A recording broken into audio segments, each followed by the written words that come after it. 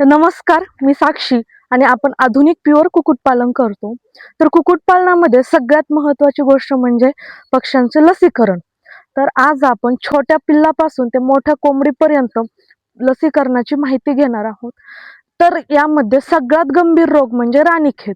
तर त्या रोगावरील वॅक्सिन म्हणजे लासोटा. तर त्याविषयी मी तुम्हाला आज माहिती सांगणार आहे. खरंच व्हिडिओ खूप इम्पॉर्टंट आहे, शेवटपर्यंत बघा. तर साधारण लहान पक्ष्यांना 1 ते 7 दिवसाच्या आतमध्ये आणि लासोटाचा बूस्टर डोस आपल्याला 21 ते 28 दिवसाच्या आतमध्ये करायचा आहे. आणि मोठ्या कोंबड्यांना आपल्याला महिन्यातून एकदा द्यायचा आहे, म्हणजे 1 महिन्याला त्यांचं चक्र फिरलं पाहिजे. तर हा रोग खरंच खूप गंभीर आहे. जर तुम्ही याकडे दुर्लक्ष केलं ना, तर तुमचं खूप मोठं नुकसान होईल. सगळ्यात महत्त्वाचं, 1 ते 7 दिवसाच्या आतमधले पिल्लांना आपल्याला नाकातून किंवा डोळ्यातूनच द्यायचं आहे, त्याला ऑप्शन नाही. त्यामुळे देताना व्यवस्थित डोळ्यातून आणि नाकातूनच प्रत्येकी पिल्लू 1 थेंब असंच द्यायचं आहे. आणि मोठ्या कोंबड्यांना आपल्याला पाण्यातून द्यायचं आहे. साधारण एक पक्षी 100 ml पाणी. तर ज्या दिवशी आपल्याला लसीकरण करायचं आहे ना, तर पाण्यात कोणतंच मेडिसिन ठेवू नका, त्यांना कोणतंच औषध देऊ नका. लस द्यायच्या आधी ना 2 तास पाणी देऊ नका, म्हणजे आपण जर लस ठेवली ना तर त्यांना जास्त तरसलेले असतील, म्हणजे तहान लागलेले असते आणि आपली लस लवकर पिते. आणि लस 2 ते 2.5 तासाच्या आतमध्येच संपली पाहिजे. तर जास्त काळ ठेवलं तर ती खराब होती आणि नंतर त्याचा रिझल्ट काही येत नाही. तर आता मी तुम्हाला द्यायची कशी ते सांगते. मोठ्या कोंबड्यांना पाण्यातून द्यायची आहे आपल्याला. जर तुमच्याकडे 100 पक्षी असतील तर तुम्ही 10 लिटर पाणी घ्या आणि 10 लिटर मध्ये 100 पक्ष्याची जी लस आहे ना, तर ती मिक्स करा पाण्यामध्ये. जर तुमच्याकडे 150 पक्षी असतील तर 15 लिटर, आणि जर 200 असतील तर 20 लिटर, जर 500 असतील तर 50 लिटर, आणि 1000 असेल तर 100 लिटर पाणी घ्यायचं आणि त्यामध्ये मिश्रण मिक्स करायचं. तर आता ही माझ्याकडे वॅक्सिन आहे लासोटाचं, त्यावर लिहिलेलं असतं न्यू कास्टिल डिसीज, म्हणजे लासोटा आहे. तुमच्या जवळच्या आसपासच्या मेडिकलमध्ये सहज भेटून जाईल. आणि जर त्यांनी तुम्हाला असं लिक्विड दिलं नाही तर त्यांच्याकडून लिक्विड मागवून घ्या. तर मोठ्या कोंबड्यांना आपल्याला पाण्यातून द्यायचं आहे, पण 1 ते 7 दिवसाच्या आतमधल्या पक्ष्यांना आपल्याला डोळ्यातूनच करायचं आहे. त्यामुळे या पावडरमध्ये आपल्याला हे पूर्ण लिक्विड टाकायचं आहे. या व्यतिरिक्त एक्स्ट्रा पाणी आपल्याला अजिबात टाकायचं नाही. कोणत्या छोट्या पक्ष्यांना वॅक्सिन देताना आपल्याला याच्या व्यतिरिक्त आपल्याला एक्स्ट्रा पाणी अजिबात टाकायचं नाही.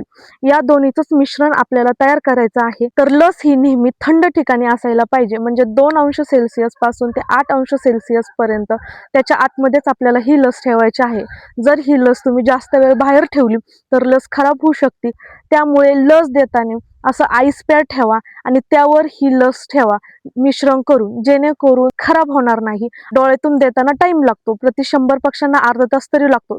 तेवढ्या वेळात आपली लस खराब होणार नाही. त्यामुळे आईस पॅड वापरणं खरंच खूप गरजेचं आहे. तर चला आता मी तुम्हाला लाईव्ह दाखवते की 1 ते 7 दिवसाच्या आतल्या पक्ष्यांना लसीकरण डोळ्यातून कसं करायचं. मी स्वतः कसं करते मी तुम्हाला सांगते. छोटे छोटे टेक्निक आहेत. तर तर मी तुम्हाला सांगितल्याप्रमाणे आईस पॅडवरच आपलं हे मिश्रण पाहिजे. आपण हे दोन्ही मिश्रण एकत्र करून घेतलेलं आहे वाटीमध्ये. साधारणपणे माझ्याकडे आता 200 पक्षी आहेत छोटे, तर यांना द्यायला कमीत कमी अर्धा ते 1 तास लागलच. त्यामुळे तोपर्यंत आपलं हे वाटीतलं मिश्रण खराब होऊ नये यासाठी तुम्हाला असं हे मेडिकलमध्ये भेटून जाईल. आईस पॅड आणायचा आहे आणि त्या आईस पॅडवरच आपल्याला हे मिश्रण ठेवायचं आहे, जेणेकरून त्याला टेम्परेचर जरा थंड राहील आणि खराब होणार नाही. तर डोळ्यातून देताना सुरुवातीला असं ड्रॉपर वगैरे तुम्ही वापरू शकता, किंवा छोटी बॉटल असते ड्रॉपरची, ती पण वापरली तरी चालेल. मी आता ड्रॉपर वापरते. तर ड्रॉपरनी बरोबर त्याच्या डोळ्यामध्ये तो बरोबर थेंब गेला पाहिजे. तर तो थेंब टाकल्यानंतर कमीत कमी 5 ते 10 सेकंद तरी तो पक्षी आपल्याला हातात ठेवलं पाहिजे योग्य डायरेक्शनमध्ये. तर तो थेंब गिळतो, तर ते गिळेपर्यंत आपल्याला तो हातात ठेवायचा आहे. आणि जरा थोडा स्ट्रेसमध्ये जातो, थोडं मान वगैरे हलवतो आणि नंतर आपल्याला तो खाली ठेवायचा आहे सेपरेट. पण सगळ्यात महत्त्वाचं आहे ते म्हणजे जेव्हा आपण ते डोळ्यात टाकू, काही वेळेस घाई आपल्याकडून ते खाली पण टिपका पडतो. कमीत कमी 5 सेकंद तरी तुम्ही ते पक्षी बघा, हातात ठेवा तुमच्या. तर तो पाणी गिळतोय का ते लक्ष द्या. व्यवस्थित लक्ष देऊन तुम्हाला जर दिसलं तर तुम्ही ते पाणी ठेवा. जर तो थेंब खाली पडला तर दुसरा थेंब टाका आणि मग नंतर तो पाणी जर त्याने गिळलं तर मग तो पक्षी सेपरेट ठेवा आणि मग दुसऱ्या पक्षाचं लसीकरण करा. अशा प्रकारे लसीकरण केलं तर मी तुम्हाला गॅरंटेड सांगते, एकही पक्षी तुमचा मरणार नाही किंवा एकही पक्षी आजारी पडणार नाही. तर आता हे झालं 1 ते 7 दिवसाच्या आतल्या पक्ष्यांचं. तर यानंतर आपल्याला लासोटाचं बूस्टर डोसचं लसीकरण करायचं आहे. हे आपल्याला 21 ते 28 दिवसाच्या आतमध्येच करायचं आहे. हा, पण हे आपल्याला पाण्यातून करायचं आहे. हे डोळ्यातून नाही केलं तरी चालतं, पाण्यातूनच करावं लागतं.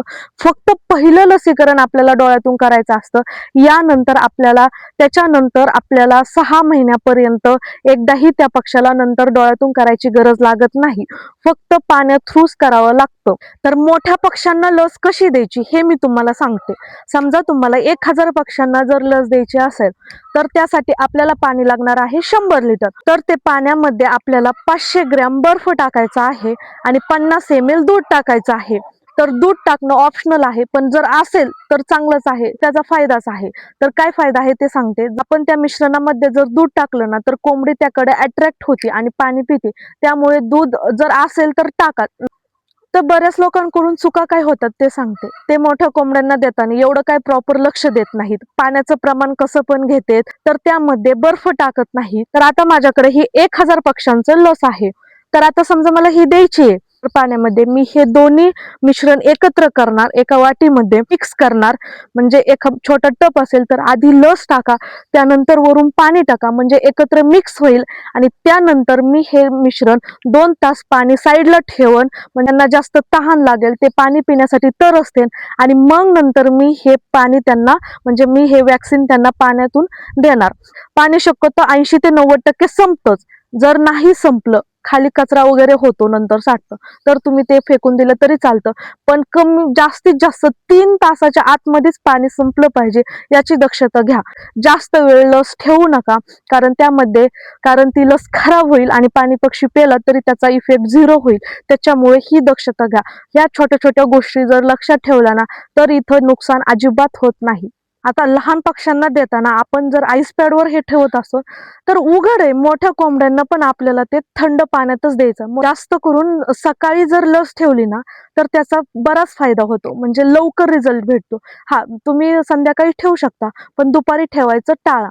3 तासाच्या आतमध्येच आपले सर्व पक्षी लस पेतील, याची दक्षता घ्या. आता तुम्हाला समजलंच असेल मोठ्या पक्ष्यांना लसीकरण कसं करायचं आणि लहान पक्षाला लसीकरण कसं करायचं, कोणत्या दिवशी करायचं. मोठ्या पक्षाला 1 महिन्याला आपल्याला रिपीट झालं पाहिजे, याची काळजी घ्या. म्हणजे महिन्याला आपल्याला त्यांच्या पोटात एकदा तरी लासोटाचं लसीकरण गेलं पाहिजे. तुम्ही कोणता पण एक दिवस फिक्स करा. समजा 1 तारखेला देताय फेब्रुवारीच्या, तर मार्चच्या 1 तारखेलाच त्यांना लासोटा दिली पाहिजे. असं असं जर नियोजन तुमचं असेल ना तर तुमचं खरंच नुकसान होणार नाही. आपल्याला फक्त रोग माहिती असतात, त्यावर उपाययोजना कशा करायच्या, कोणत्या करायच्या ह्या माहीत नसतात. त्यामुळे तर आपलं इथं नुकसान होतं आणि मराठी माणूस यामुळेच महाग आहे. जर डोळ्यातून करण्याचे फायदे म्हणजे लस लवकर पोटात जाते, सुरुवातीलाच त्यांना आजार होत नाही, डायरेक्ट पोटात गेल्यामुळे पिल्लू आजारी पडत नाही किंवा त्याचा लवकर इफेक्ट होतो आणि पक्षी तंदुरुस्त राहतो. तर राणीखेत या आजाराचे लक्षण म्हणजे आपले पक्षी हे मान वाकडी करतं किंवा गोल गोल फिरतं, हिरवी त्याची शी होती, आणि दुसरं म्हणजे पक्षी जास्त खाद्य खात नाही, पाणी पित नाही, सुस्तावतो. हे सगळे लक्षणं या राणीखेत रोगाचे आहेत. 1 ते 1.5 दिवसाच्या, म्हणजे 2 दिवस सुद्धा लागत नाही. हा रोग जर आपल्या पक्षाला झाला ना तर 2 दिवसाच्या आतमध्येच आपला पक्षी मरून जातो. त्यामुळे लक्षणं आणि त्याची वाट बघूस तर लवकर उपाययोजना केल्या, जर तुम्ही वेळेवर वॅक्सिन दिलं तर हा रोग तुमच्या शेडच्या लांब पर्यंत सुद्धा राहणार नाही. माहिती जर आवडली असेल, व्हिडिओ आवडला असेल तर व्हिडिओला लाईक करा आणि चॅनलला सबस्क्राईब करायला विसरू नका. अशाच नवीन व्हिडिओसाठी फॉर मॉडर्न बिझनेस आणि मॉडर्न फार्मिंग. धन्यवाद.